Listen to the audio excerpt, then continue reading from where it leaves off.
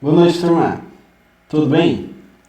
Turma, hoje nós vamos falar um pouco sobre o indutor em circuitos de corrente alternada. Assim como estudamos lá para o circuito com resistores, nós temos também a possibilidade de emprego do elemento indutor nesse tipo de circuito. Aliás, é um dos maiores empregos aí dos circuitos indutivos, porque nós temos motor, transformador, enfim. Portanto, os objetivos serão os seguintes: montagem do circuito CA com carga indutiva, definição de reatância indutiva, vocês já tiveram algo aqui no curso de automação, mas vou repassar aí rapidamente os conceitos. Procedimentos de montagem, no MOTSIM, procedimentos de instrumentação de simulador e uma simulação exemplo. Muito bem, peço para que todos loguem além na plataforma do MOTSIM, para que possamos fazer a montagem. Inicialmente, o elemento indutor é um elemento novo, nunca utilizamos, mas para selecionar o elemento, basta ir lá em passivo, que são os elementos passivos, que tem esse símbolo de resistor. Aqui nós temos diversos elementos, potenciômetro, capacitor, resistor, indutor, transformador, enfim. Iremos selecionar aqui um indutor, para que na sequência seja acoplado esse indutor à fonte, e ao retorno, ao terra aqui. Então nós temos a fonte CA, o indutor fechando o terra. O terra está fechado no neutro aqui, como se fosse um TI.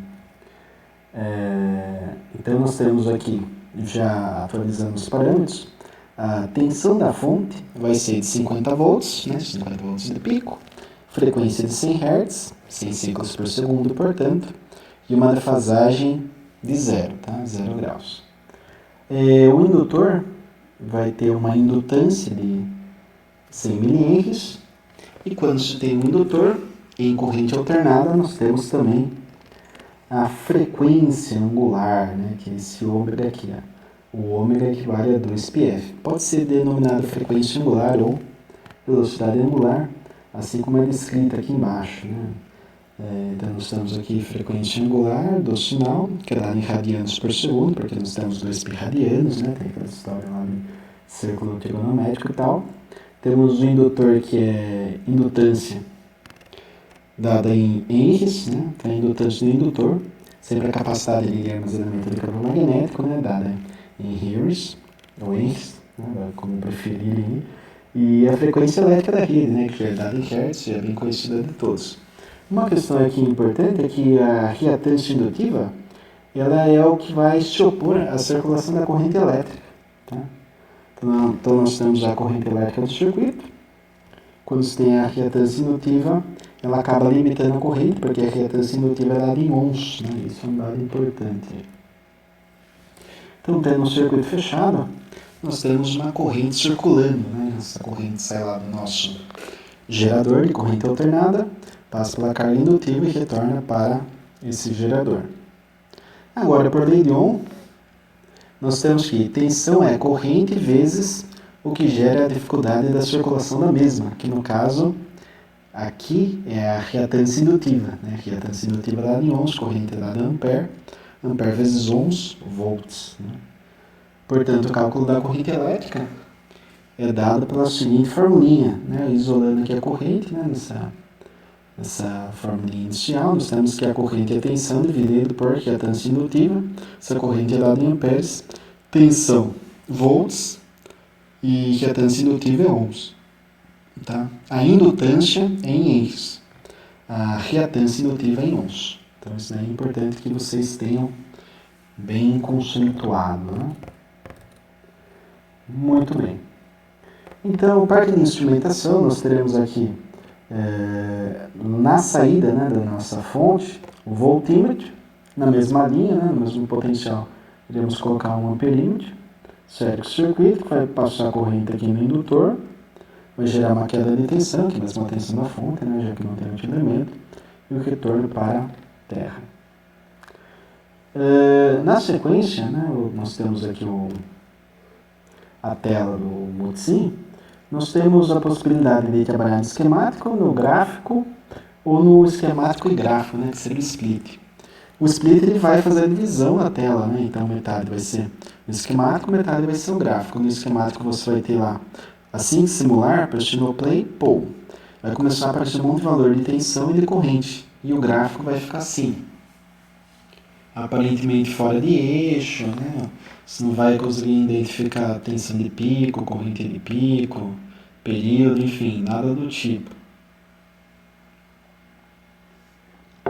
Portanto, é necessário que a gente trabalhe aqui com a tela dividida, parte no esquemático e parte na forma de onda para conseguir analisar bem aí o circuito.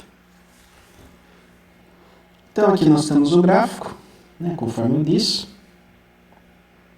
Peço para que ao clicar no gráfico, vocês cheguem lá no AutoSet, pressionem esse botãozinho para estabilizar as formas de onda na tela, tanto a forma de onda de tensão quanto a forma de onda de corrente, né? E ajustar os parâmetros, né, para a tensão e corrente, para os valores demonstrados aqui nessa imagem. Então nós temos aqui os valores mínimos para a tensão e para a corrente, bem como o valor máximo de tensão e de corrente para esse circuito, né? Então lá na tela dividida vocês vão observar que o indutor ele tem a mesma tensão da fonte, né? A fonte está parametrizada em 50, né? Então aqui entre esse 140 nós temos obviamente os 50, né, aqui no meio. E corrente, mesma coisa, né? Fazendo a lei de Ohm, nós temos que a corrente de pico é algo próximo aqui a 750 para cima, 750 negativo para baixo. Porque o sistema simétrico, equilibrado, né? Assim, nesse caso aqui não tem a questão lá do desbalanço, né? Tal, isso daí até uma relação para sistemas trifásicos. Mas aqui algo muito interessante, né, que vale a pena destacar, é que nós temos aqui 1, 2, 3, 4, 5. Opa, fechou o ciclo, né? Por que fechou o ciclo? Porque tem um positivo e um negativo. E aqui nós temos 5 quadradinhos. Ah, beleza. Cada quadradinho vale quanto? Não é isso aqui, hein? É isso aqui. 2 mili, tá? 2 mili. Então, 5 vezes 2, 10 mili, né? 10 mili, se eu fizer a inversa de 100 Hz, eu tenho exatamente 10 milissegundos aí, que seria o período da onda. Então, quando você clica aqui para a direita, dá para ver que eu fiz isso que está selecionado. Em vez de aparecer apenas um ciclo da onda, vai aparecer 2 ciclos. Eu gosto de trabalhar dessa forma, porque até uma conferência, né? Poxa, eu contei 5, será que é 5 mesmo? Vamos ver no segundo ciclo. 1, 2, 3, 4, 5.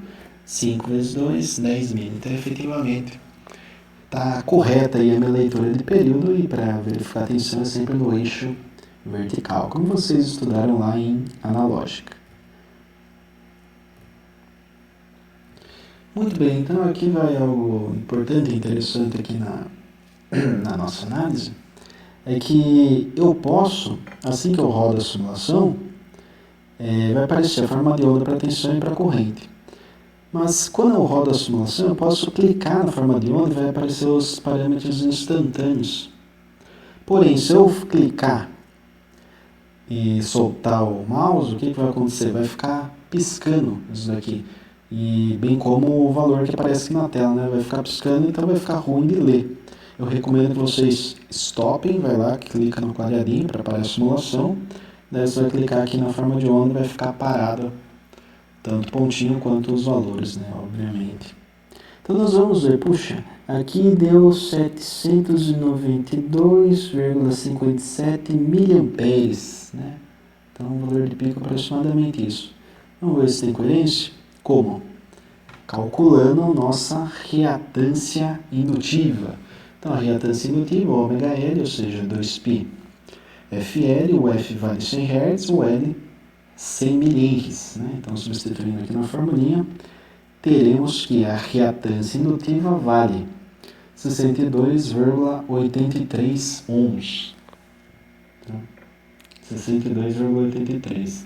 Então, se eu tenho esse número bem definido, nós podemos, através da lei de Ohm, pegar o valor de pico da fonte, que é 50 volts, pré-definido no momento de parametrização, né, do esquemático para simulação, reatância indutiva, 62,83. Opa, sentimento bom, né? Porque 62,83 é menor que 50. Então tem grandes chances de chegar nesse valor. né? Por isso é abaixo de 1. Então 50 dividido por 62,83, 0,79. O valor abaixo de 1, conforme tínhamos pressentido aí, né, inicialmente. Então nós temos ali 792,57 miliamperes, a mesma coisa que 0,79, mais algumas casas, né, que eu acabei aqui anulando para 2 casas apenas, 0,79 amperes. Então, coerente, perceba, perfeito. Lei de Ohm para reatâncias, né, tanto indutiva quanto capacitiva, mas na aula específica de hoje, reatância indutiva vale, né? Assim como vale lá para um sistema puramente resistivo de corrente alternada. Tá? Mas se eu tenho aqui o valor de pico, eu posso definir também, né, aqui a conferência nos dados, posso definir o que seria o valor pico a pico. Então o valor da corrente pico a pico seria 2 vezes a corrente de pico, então 2 vezes 0,79, que é 1,58 amperes. Né? Então 1,58 está onde?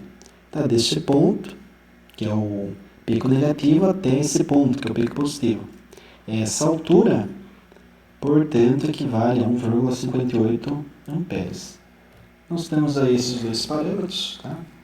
Parâmetros de corrente elétrica, que são parâmetros muito importantes, né, quando você vai fazer algum tipo de projeto, porque o valor eficaz ele vem em cima do valor de pico. Né?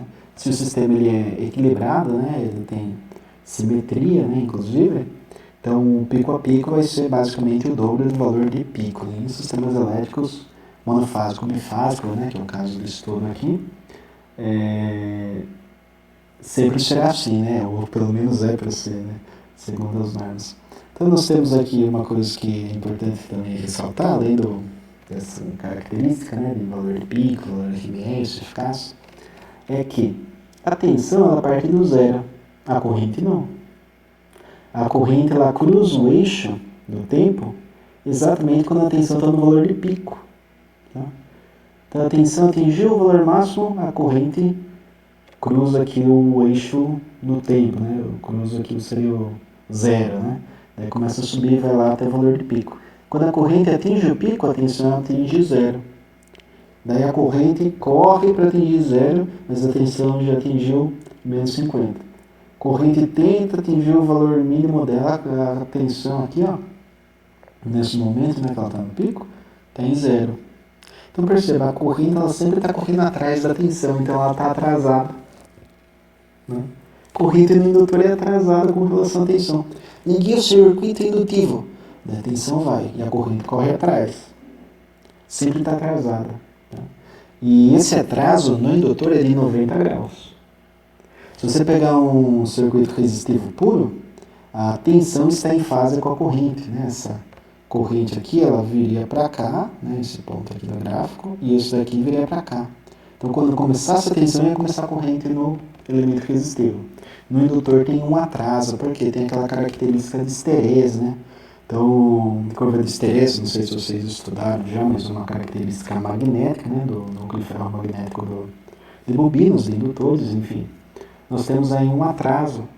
Então, eu alimentei o circuito, botei tensão no circuito, tem esse ali um campo magnético, o campo magnético ele tem que respeitar, né, a característica ferromagnética característica, aliás, de curva de esterese do elemento ferromagnético.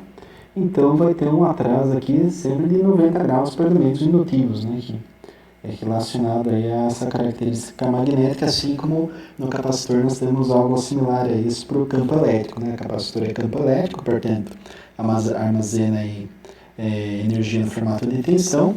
O indutor está relacionado a campo magnético, armazena energia no formato de corrente. Tá? Então isso aí é algo importante que vocês tenham em mente. Defasagem no indutor sempre 90 graus, defasagem no resistor sempre 0 graus, aqui tem sem corrente, portanto se eu tiver um circuito RL, por exemplo, a defasagem estará entre 0 e 90 graus, sempre, via de regra. Pode ser 20, 30, 40, 80 graus, mas sempre entre 0 e 90 graus. É o que a gente vai verificar aí posteriormente nos nossos próximos estudos. Certo, turma? Então a aula de hoje foi isso. Trouxe aí conceitos básicos, né, de análise de indutor em corrente alternada, mas sempre trazendo aquela aquela importância para o estudo, né? Porque tensão alternada é o que nós temos na rede. Então, a energia é fornecida como? Como tensão alternada, né? Energia elétrica de forma alternada, com ciclos. Então, esse daqui é um estudo muito interessante, está relacionado, inclusive, a fase neutra, fase. Eu fiz uma brincadeirinha, não sei se alguém percebeu, né? Sistema de aterramento, TN, né? Que nós temos o Terra sempre conectado, que seria o ponto neutro da fonte, alternado. Então, isso daí são pequenos conceitos que a gente vai trazendo aqui no simulador. No Multisim Online é possível simular muitos sisteminhas elétricos, né? Desde eletrônica digital, eletrônica analógica, instalações elétricas, circuitos elétricos, né? De corrente contínua e alternada. Então, a gente vai trabalhando aí com essas simulações e, obviamente, posteriormente, se houver dúvidas, né? Porque toda aula deixa tarefa, pode mandar perguntas no chat, via áudio, texto, pedir uma videochamada, né, que eu tive umas 2 ou 3 aqui com essa turma, mas caso seja necessário mais videochamada aí no decorrer da aula, obviamente, daí podem ter em contato, requerindo isso aí que nós iremos atendê-los aí da melhor forma possível, tá certo, turma? Mas perguntem sempre na aula, tá? Porque uma vez ou outra pode acontecer, tô com uma dúvida agora, né? Às vezes não conseguiu fazer exercício no dia da aula, e eu recomendo que faça por conta disso, né? Você já pode ter a dúvida na aula. Daí você manda-se ali mensagem, por exemplo, no sábado, né? No sábado eu não vou acessar, dificilmente você só tem isso. Ou no domingo, acontece, né? Não necessariamente com essa turma, mas acontece. Então, assim, faça na aula. Se tiver dúvida, pergunta na aula, que daí a gente já sendo na dúvida para que vocês possam se livrar o mais rápido possível também do exercício. Certo, turma? Não vou me delongar muito mais. Agradeço aí a atenção de todos. Bons estudos. Até!